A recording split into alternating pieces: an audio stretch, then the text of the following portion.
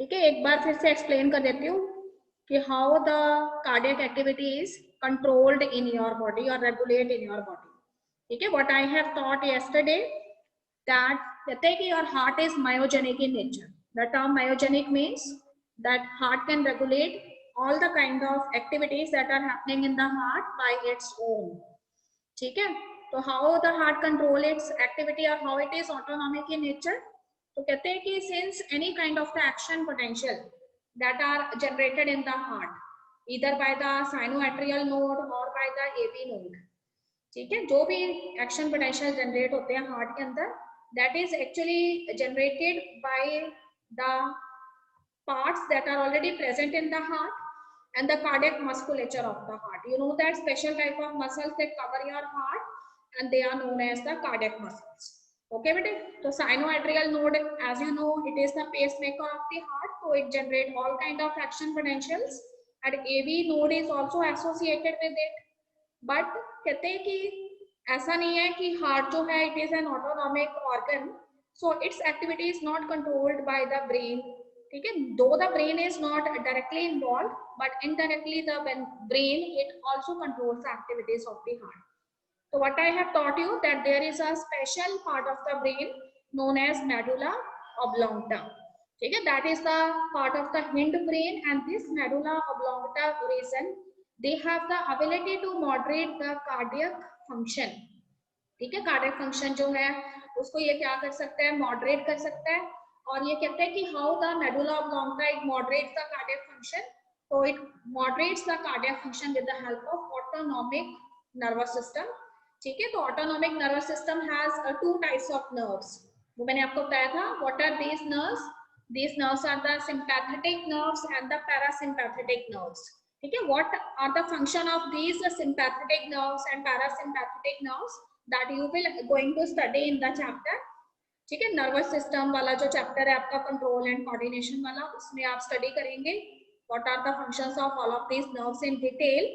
But here you must know that this autonomic nervous system, ठीक है, one of its component is sympathetic type of nerves. तो ये sympathetic nerves जो है वो करती क्या है, तो कहते हैं कि ये जो सिंपैथेटिक नर्व्स होती हैं ये कार्डियक आउटपुट जो है उसको इंक्रीज कर देती है. ठीक है, कैसे इंक्रीज करेंगे कार्डियक आउटपुट को? तो कार्डियक आउटपुट को इन्होंने इंक्रीज तब करना है जब ये वेंट्रिकुलर कॉन्ट्रैक्शन जो है उसकी स्पीड बढ़ा देंगी.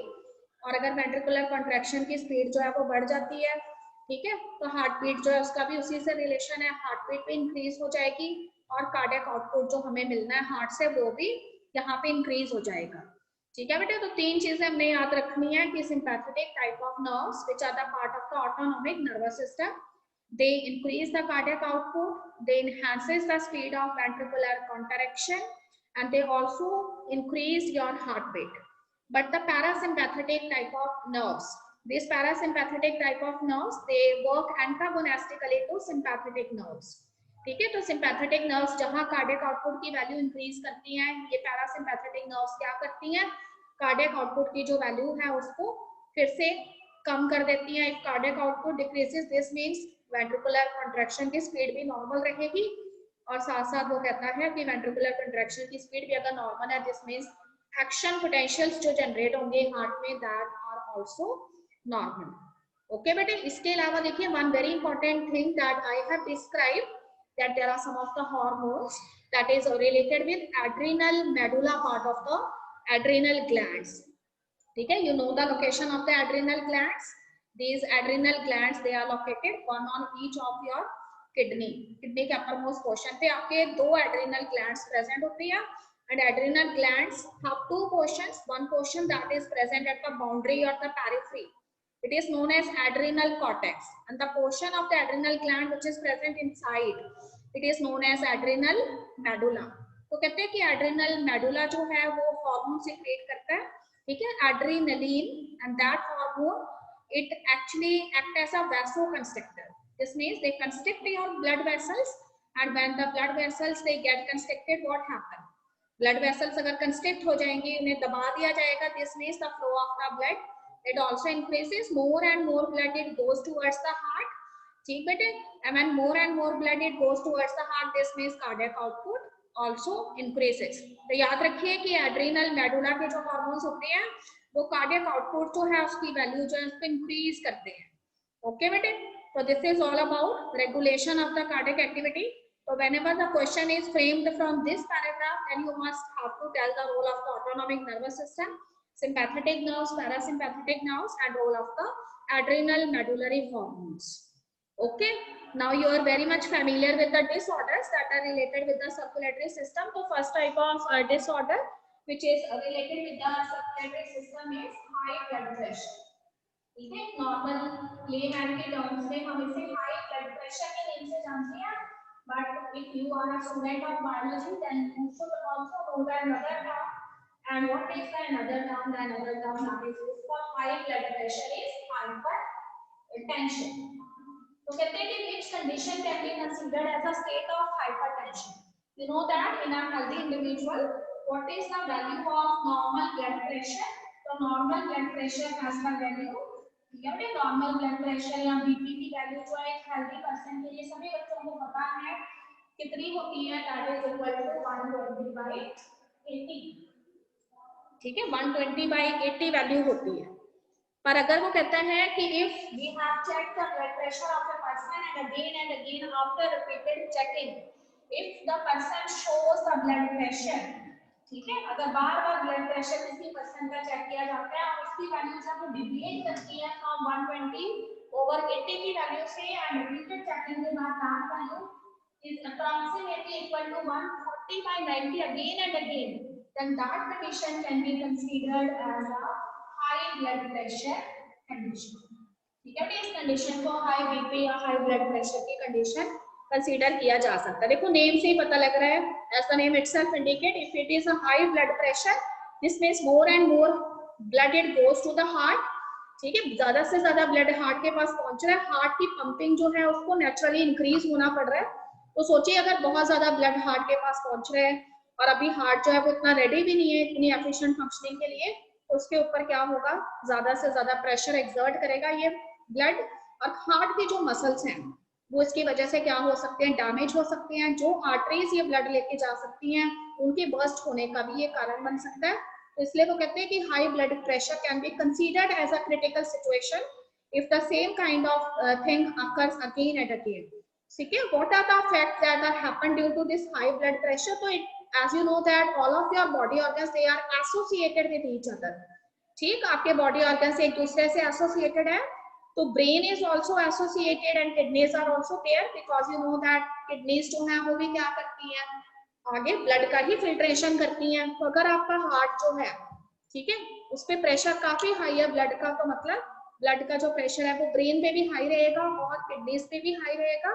तो आपके जो वाइटल ऑर्गन्स हैं, brain and kidneys, they can easily damage during this situation. So sometimes you have heard the term multi organ failures. ठीक है, कई बार आपको कुछ लोगों के बारे में सुनने को मिलता है कि उनकी डेथ हो गई है because of multi organ failure. ऐसा कैसे होता है? तो कई बार उनके लंग्स भी काम नहीं करते हैं, ब्रेन जो है उसके अंदर भी आपको पता लगता है कि ब्रेन जो है उसके अंदर कोई ब्लड वेसल जो है वो डैमेज हो गई है. ठीक, किडनीज जो है फंक्शन करना बंद कर देती हैं. तो all of these things they are associated with high blood pressure. ठीक है बेटे, one of the cause of the high blood pressure is constipation also. ठीक है, कई बार जो है हमें इनडाइजेशन हो जाता है, वी ईट मोर या फिर whatever we have eaten that is not properly digested in your body. तो in that situation the harmful waste products they keep on moving in your blood. ठीक, और उनका जो नाइट्रोजेनियस वेस्ट प्रोडक्ट आपके blood के अंदर मिक्स हो जाते हैं. आपको कॉन्स्टिपेशन की जो प्रॉब्लम होती है उसकी वजह से भी हाई ब्लड प्रेशर की सिचुएशन अराइज होती है. अब देखिए इसको हाइपरटेंशन क्यों बोला गया है, क्योंकि कई बार वो कहते हैं because of some of the problems that are there in your family regarding the finance और समथिंग एल्स. ठीक है, तो स्ट्रेस की कंडीशन जो है उसकी वजह से हाई ब्लड प्रेशर हो सकता है. कैन एनी स्टूडेंट एक्सप्लेन कि how the condition of stress it raises high blood pressure? अभी बेटे एक हार्मोन के बारे में मैंने तुम्हें बताया था, याद आ रहा है? कौन सा है? एड्रेनलिन के बारे में बताया था ना कि whenever you are in a condition of stress then this hormone adrenaline it produced in your blood and it is a stress hormone. So it is a vasoconstrictor in nature. तो ये आपकी ब्लड वेसल को क्या करता है, दबाता है, और उसकी वजह से ब्लड फ्लो जो है वो ज्यादा बढ़ जाता है हार्ट के पास, and heart is not able to store such amount of blood, और it's pumping is very much difficult for the heart. In that situation you can suffer from the high blood pressure. Okay बेटे, तो this is the condition. तो high blood pressure आपके vital organs को बहुत जल्दी damage कर सकता है, ब्रेन को, इसके अलावा लंग्स को और किडनीज को. ओके बेटे, there is one another disease which we are going to discuss, and that is coronary artery disease. ठीक है, coronary artery disease, what is the another name? The another name is atherosclerosis. तो what is atherosclerosis? देखो atherosclerosis जो disease है वो actually किससे related है? It is related with the arteries which are actually supplying blood to the cardiac musculature of the heart. ठीक है, तो कहते हैं कि ये वाली जो आर्टरीज होती हैं, देखो कोरोनरी वर्ड मैंने कहाँ पे यूज किया था, अगर तुम्हें याद आ रहा है तो मैंने ये वर्ड जो है वो कोरोनरी सिस्टम जब आपको बताया था उसमें मैंने ये वर्ड यूज किया था. Coronary this artery disease is known as atherosclerosis. So those arteries which are actually supplying blood to the cardiac musculature of the heart, ठीक है, these blood vessels they get affected. ये blood vessels जो है यहाँ पे क्या हो जाती है, affected हो जाती है. तो what happen actually in these arteries, their lumens, their cavities they become narrow. ठीक है बेटे, lumen of these arteries they become narrow. So what is lumen? Lumen means cavities. So lumen of arteries they become narrow, which are supplying blood to the cardiac musculature of the heart. तो आपको कहते हैं कि ये lumen जो है वो narrow कैसे हो जाती है, तो by the deposition of special type of substances. ठीक है, क्या क्या चीजें डिपॉजिट हो जाएंगी, तो कई सारी चीजें इसमें डिपॉजिट हो जाती हैं by deposition of calcium ions. ठीक है, इसके अलावा कोलेस्ट्रॉल हो सकते हैं. ठीक है बेटे, इसके अलावा वो कहते हैं कि कुछ वेस्ट प्रोडक्ट्स और हो सकते हैं जिनका कि इजीली बॉडी में लिबरेशन नहीं हुआ है, जो बॉडी में से एलिमिनेट नहीं हुए, तो calcium, fat, cholesterol and some of the fibrous tissue. ठीक है, दे कैन क्रिएट प्रॉब्लम्स. और ये सारी चीजें जो है वो आर्टरीज की जो वॉल्स हैं उनके अंदर कहते हैं कि स्टोर हो जाएंगी, तो आर्टरी का ल्यूमेन जो है वो कम हो जाएगा, और इस वजह से ये कंडीशन जो है वो क्रिएट हो सकती है. तो इसीलिए आपको बोला जाता है कि you should take such a diet जिसमें कि फैट्स का कंटेंट जो है वो कम होना चाहिए, because cholesterol is a complex type of fat molecules and their breakdown required large amount of oxygen in your body. तो sometimes when you unnecessarily eat fat rich diet, ठीक है, या फ्राइड चीजें खाते रहते हैं बहुत दिनों के लिए, तो आपने रखा आपके मुंह के अंदर वो ऐसे लगने लग जाता है वो डाइजेस्ट नहीं हुई है, वो चीजें आने लगती हैं. तो ये कोलेस्टेरॉल, कैल्शियम भी बॉडी के अंदर इजीली जो है, वैसे तो देखिए calcium is an important component of your bones, but excess calcium if you take, so that will create a problem. ठीक है, its deposition takes place in the blood vessels and as a result the blood vessels they become narrow, so the flow of blood, ठीक है, is not properly takes place. Okay बेटे, the third one is known as angina. ठीक है, what is angina? Angina is a kind of a severe pain that generally you observed in your chest. ठीक है, कई बार अचानक से आपके chest के अंदर एक सीवियर पेन होने लग जाती है. तो it is generally related with those peoples which are of middle age. ठीक है, जो मिडिल एज के लोग होते हैं उनके अंदर इस तरह की पेन जो उनको महसूस होती है, और कहते हैं कि कई बार जो है ज्यादातर ये डिजीज जो है वो एल्डर पीपल से रिलेटेड है, बट आजकल जो है वो नॉर्मली भी लोगों के अंदर ये नजर आने लग जाती है. तो what is the reason behind that? The oxygen which your heart required, ठीक है, that much oxygen is not sending to the heart, आपके हार्ट तक नहीं पहुंच रही है. ठीक है, तो enough oxygen if not available to the heart in that situation you are suffering from this acute type of severe pain. ठीक बेटे, तो इसमें कहता है कि जो ब्लड फ्लो है वो प्रॉपरली नहीं हो पाता, ब्लड फ्लो अफेक्टेड रहता है. आपको पता है कि ब्लड ने ही ऑक्सीजन लेके जानी है, तो in the deficiency of oxygen your chest it experience this kind of pain. ठीक है, what is the fourth condition? The fourth condition is known as heart failure. ठीक है, तो हार्ट फेलियर जो है it can be considered as a state of the heart when it is not pumping the blood properly. ठीक है, जब आपका heart जो है वो अच्छे तरीके से ब्लड जो है उसको पंप नहीं कर पा रहा है, and whatever needs are there in the body that is not satisfied by that amount of blood, then that condition is considered as the heart failure. ठीक है, but heart failure it differs from cardiac arrest. ठीक है, cardiac arrest अलग चीज होती है and heart attack भी अलग चीज है. तो how can you know it is cardiac arrest और it is heart attack? So you must know in case of heart attack, the cardiac musculature of the heart, it gets damaged due to inadequate supply of the blood. ठीक है, कई बार वो कहते हैं कि cardiac muscles होते हैं heart के, वो अफेक्टेड रहते हैं क्योंकि ब्लड का जो सप्लाई है वो प्रॉपर नहीं होता है या जितना रिक्वायर्ड है वो नहीं है. तो उस केस में हार्ट अटैक का केस जो है वो हो सकता है. और हार्ट फेलियर जो है उसको आप कैसे कंसीडर करेंगे? तो कहते हैं कि हार्ट फेलियर जो है वो सिर्फ और सिर्फ वो कंडीशन है जब आपका हार्ट जो है वो प्रॉपरली पंप नहीं कर पा रहा ब्लड को. ठीक, पर जबकि कार्डियक अरेस्ट के अंदर बीटिंग जो होती है हार्ट की वो स्टॉप हो जाती है. ठीक है, तो sometimes some stunts are given to the patient at his chest. कई बार आपने हॉस्पिटल्स में विजिट करते हो, आप देखते हो कि डॉक्टर्स जो है वो स्टंट्स लगा रहे होते हैं उनके चेस्ट के ऊपर. एंड उसके बाद थोड़े समय के बाद when they observe their electrocardiogram they say that the reading it again comes. तो ऐसा नहीं है कि जो कार्डियक अरेस्ट की सिचुएशन है वो आगे जाके डेथ में बदल सकती है. ठीक है, कई बार हार्ट जो है कुछ टाइम के लिए हार्ट बीट जो इसकी नहीं आती है, पर after giving those electrical stunts the heart beat it again starts and patient can be save in that situation. ठीक है बेटे, हार्ट अटैक जो है उसका कारण जो है वो हाइपरटेंशन होती है और उस केस में एक्स्ट्रा ब्लड हार्ट के पास आने की वजह से कार्डियक मस्कुलेचर जो है उसके ऊपर उसका बैड इफेक्ट पड़ता है और इस तरह से जो कार्डियक मसल्स हैं वो डैमेज हो जाते हैं. ओके बेटे, that's all. We have complete this chapter now. Any problem regarding any topic? Yes, better speak up if you have any problem regarding any topic. जैसे आपको कोई प्रॉब्लम है बेटे? हाँ जी, स्टूडेंट दोस्त who are sitting at your home. देखिए, if we want to ask one 5 mark question from this, so that 5 mark question should be based on cardiac cycle. ठीक है बेटे, so I am not going to ask you a question that describe in detail the process of cardiac cycle. Instead of that, मैं क्या कर सकती हूँ? I will frame one paragraph and then उसके बाद I have given 4 to 5 parts of that paragraph and their answers must be there from the paragraph, or if it is not given in the paragraph then you people can easily write because you have learned the topic. ठीक है, तो such type of question should be there from this chapter. तो cardiac cycle पे आपको 5 mark की तरह आपने तैयार कर लेना है उसको. Structure of the heart and double circulation.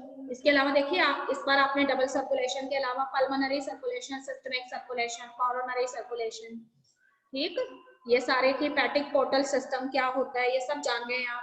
2 mark question can be framed from the regulation of the heart activity. Alright, and you have also asked any of the heart disorder. For example, I have frame 1 mark question that what do you mean by the term atherosclerosis. ठीक है, तो you must know it is a coronary artery disease और coronary artery disease में those arteries, ठीक है, which are supplying blood to the heart muscles. Here their deposition, some unnecessary things they deposit in the arteries walls and as a result their lumen decreases and you must have to mention what are those substances. So it may be calcium, fats, cholesterols and some of the fibrous tissues. Okay bete, so now we are going to discuss the NCERT question. तो सभी बच्चे अपने page number 289 पे आ जाएंगे. Page number 289 पे आ जाइए. Rupali ma'am, please allow me to share screen.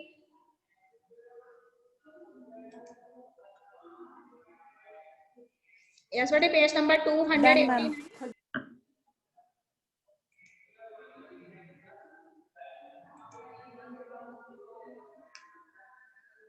ठीक है, text book exercise we are going to discuss here.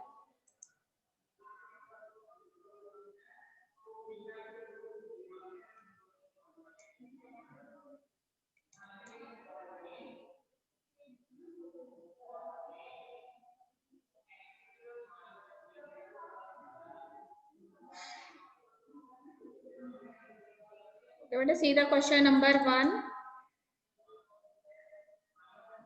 Name the components of the formed elements. ठीक है, सभी बच्चे इसमें पार्टिसिपेट करेंगे और आंसर देंगे ताकि मुझे पता लग सके कि whether the topics are clear to you or not.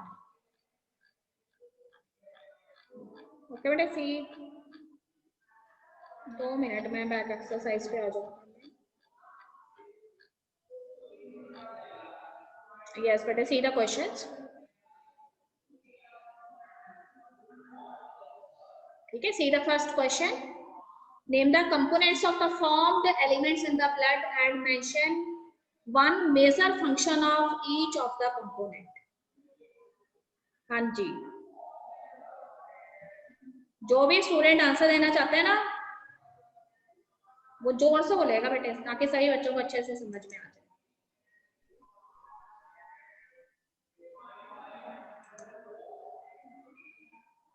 Yes. What do you mean by the term formed element? Formed element.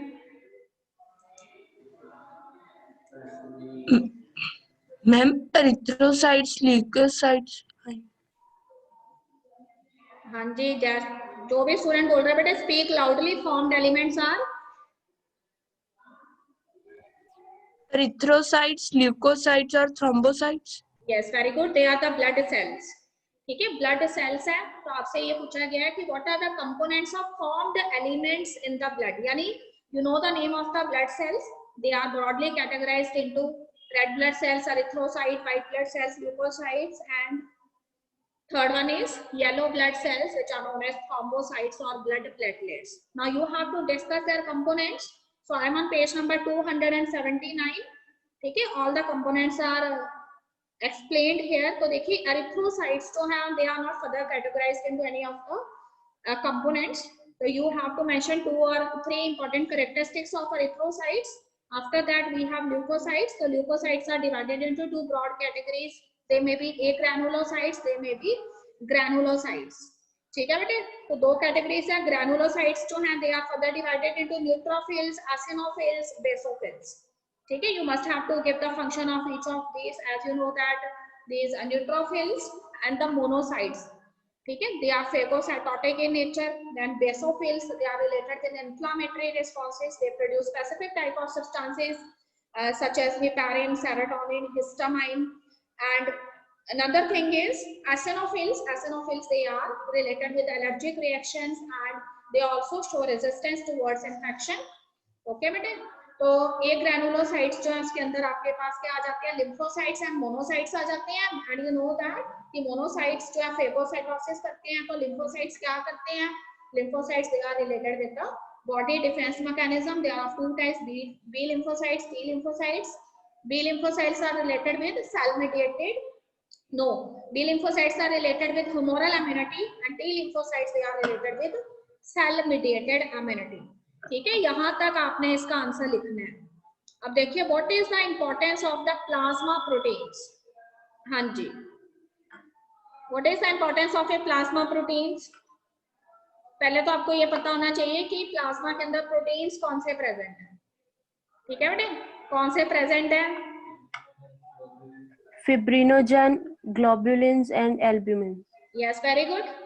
ठीक है बेटे, 3 type of proteins are there and you know that the first type of proteins which are known as fibrinogens, they are actually related with the clotting activities of the plasma. You know that there is a blood ठीक है, blood platelets which are already present in the blood, they receive the signal from the injured side and these fibrinogens they are first present in inactive form.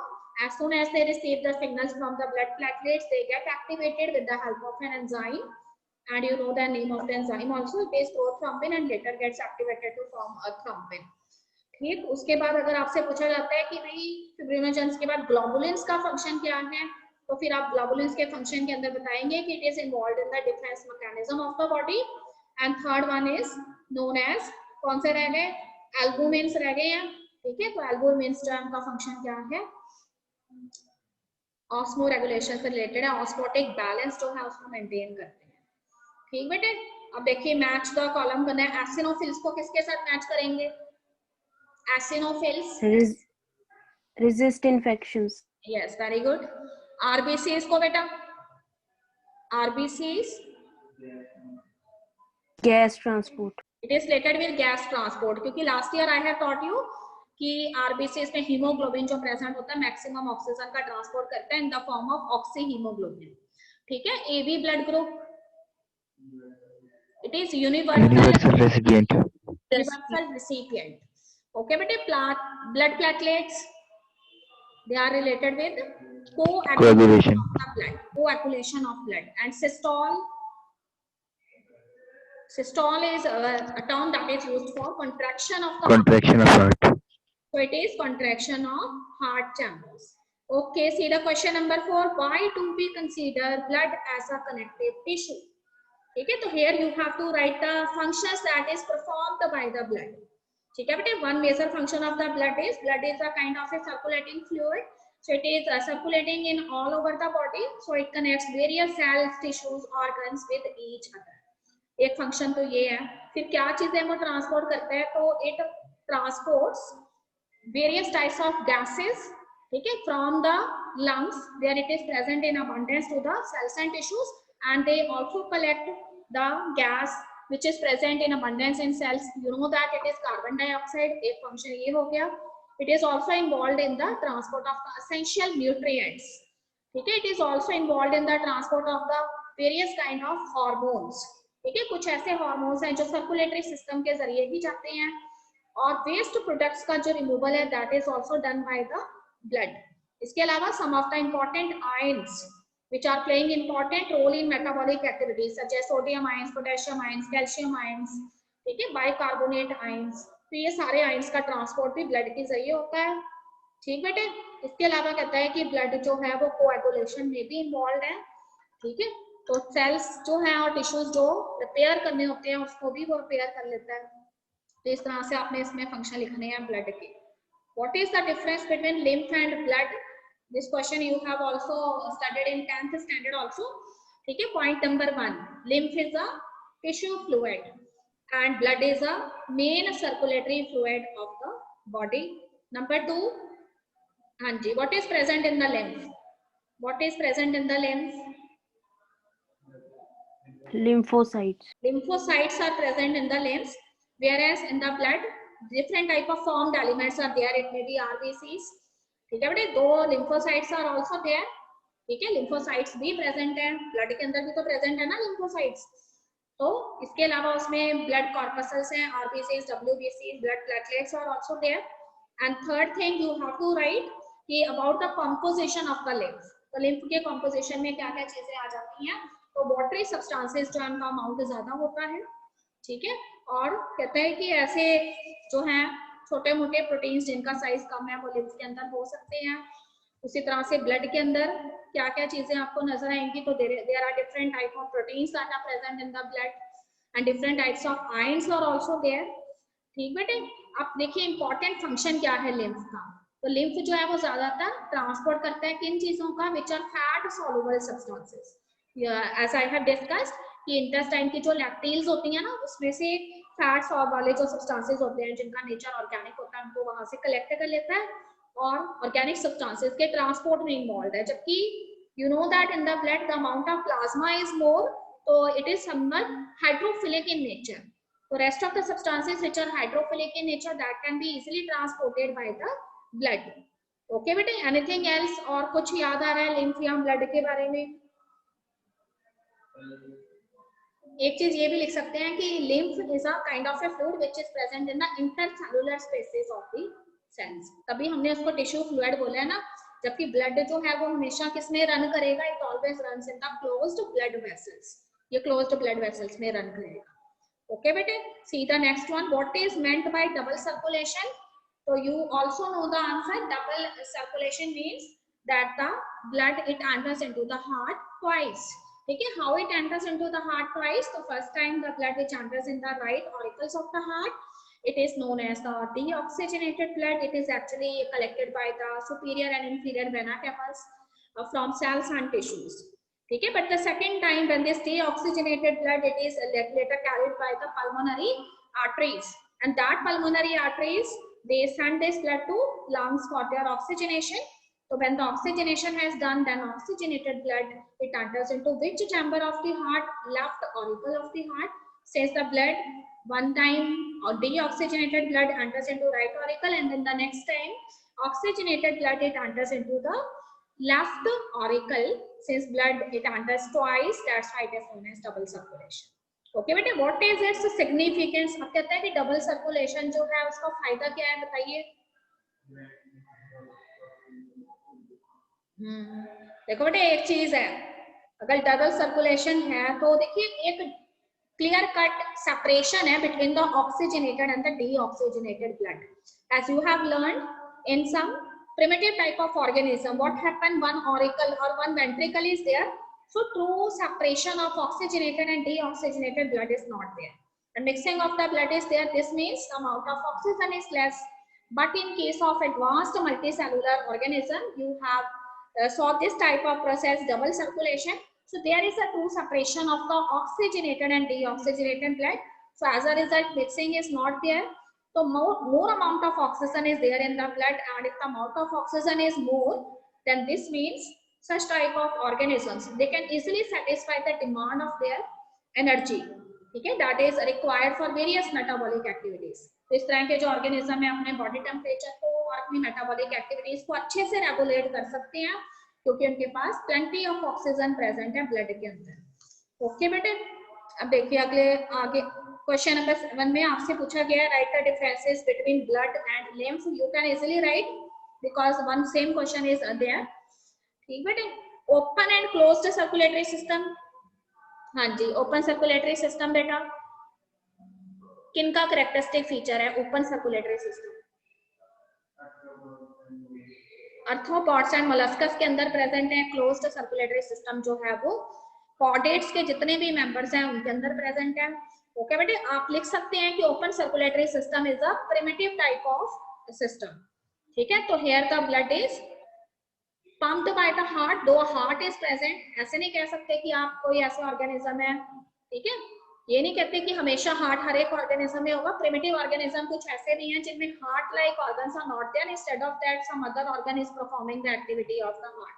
So you should say a pumping organ is there in open circulatory system, and that pumping organ it later send the blood towards the large vessels, and these large vessels they pour this blood in the cavities, and what is the name given to those cavities? They are known as synapses. ठीक है बेटे, तो such type of synapses are easily visible in case of arthropods, class insects.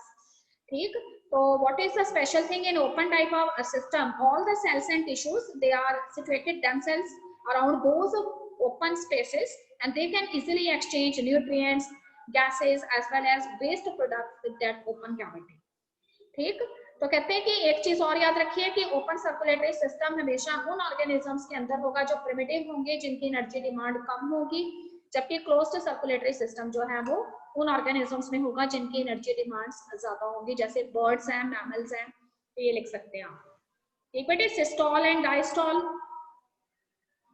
Yes, systole and diastole.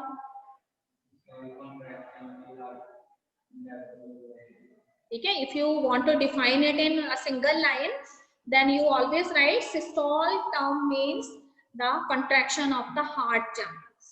ठीक है, it may be the contraction of the auricles, it may be the contraction of the ventricles. And what is a diastole? So diastole is always associated with the relaxation of the heart chambers when they have done their work. ठीक है, तो उसमें वो कहते हैं कि systolic and diastolic contraction ventricles में भी होता है और ऑरिकल्स में भी होता है.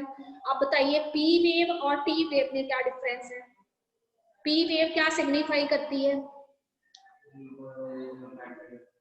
यस, पी वेव जो है वो आपको बताती है डीपोलराइजेशन ऑफ द, किसके बारे में? ऑरिकल्स के बारे में, कि ऑरिकल्स जो है both the atria they now undergo a process of depolarization, their contraction takes place. And T wave आपको क्या बताती है? Repolarization. हाँ जी, depolarization के बारे में बताती है वेंट्रिकल्स के. हाँ जी, सोच समझ के जवाब देंगे. ये बताती है कि those ventricles which enters into the phase of contraction, now they have, ठीक है, अब वो क्या कर रहे हैं, अब वो उस कॉन्ट्रैक्शन के फेज से बाहर आ गए हैं. ठीक बेटे, तो टी वेव जो है वो हमें ये बताती है कि now the ventricles they return from the phase of contraction and now their diastolic phase it actually start. ठीक, सोच के जवाब देना है। अब देखिए, describe the evolutionary change in the pattern of the heart among the vertebrates. तो देखो ये कोई अलग से क्वेश्चन नहीं है, इसमें आपसे उसने ये पूछा है in the primitive type of organisms what kind of heart is there and what is the advantage और डिसएडवांटेज एसोसिएटेड विद दैट। तो इसका आंसर हमने वहां से शुरू करना है जहां पे हमें फिशेस के हार्ट्स के बारे में बताया हुआ है। ठीक है बेटे, I am on page number 282. There is one topic given over there, circulatory pathways. Leave the first paragraph and consider the second one. So all vertebrates they possess muscular chambered heart. Fishes have two chambered heart. ठीक है, one auricle, one ventricle is there. And in case of amphibians and in case of reptiles, a three chambered heart is there. ठीक है, one exception is also there, crocodile, though it comes under reptile, but it has four chambered heart. तो आपने ये बताना है कि fishes के case में only one auricle and one ventricle is there and because these animals they are actually the cold blooded animals, so their energy demands are also less, so mixing of blood is there. ठीक है, mixing होती है blood की पर उनकी energy demand कम है, तो इस वजह से कोई फर्क नहीं पड़ता, उनको ऑक्सीजन इतनी ज्यादा नहीं चाहिए। एम्फीबियंस और रेप्टाइल्स में थ्री चैम्बर्ड हार्ट है, oxygenated and deoxygenated blood they are received by different chambers, but both of the blood they are slightly mixed in the single ventricle. ठीक बेटे, तो ventricle में mixing हो जाती है, but you know that these amphibians they are actually adapted for both type of conditions, terrestrial as well as aquatic, तो कोई problem नहीं आती। ठीक, फिर आप सीधे आ जाएंगे mammals के केस में कैसे होता है उसके बारे में। ठीक बेटे, सभी स्टूडेंट्स एनसीईआरटी क्वेश्चन जो है वो नोटबुक में करेंगे, इसीलिए हम बता रहे हैं Why do we call our heart myogenic? तो आप इसमें ये लिखेंगे कि it is autonomic in nature. All action potentials are generated in the heart itself. ठीक है, by the sinoatrial node and the AV node. Okay बेटे, sinoatrial node is called the pacemaker of our heart because it is directly responsible for the generation of the action potentials.